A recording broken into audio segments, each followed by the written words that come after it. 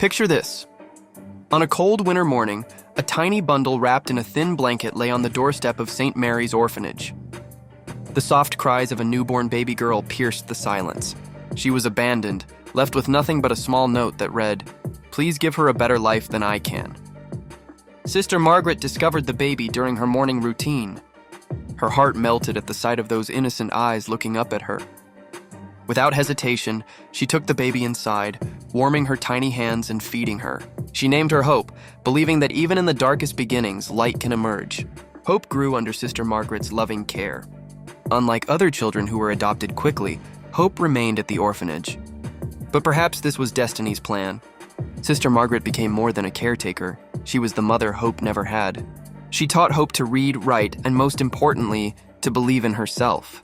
As years passed, Hope's determination began to shine through.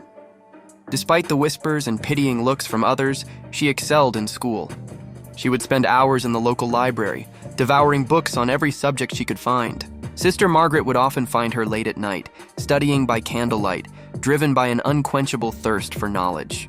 The turning point came when Hope won a full scholarship to medical school. The same doorstep where she was abandoned became the place where she stood proudly in her graduation gown, holding her medical degree. But she wasn't finished yet.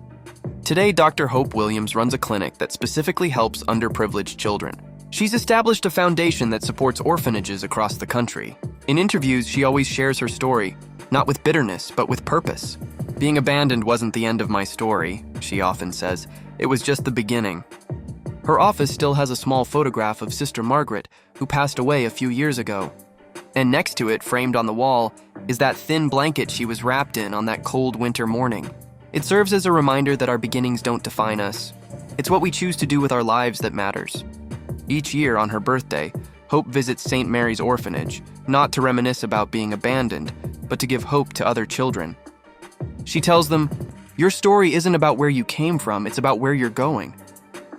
And in those children's eyes, she sees the same spark that Sister Margaret once saw in hers, the spark of unlimited potential, just waiting to shine.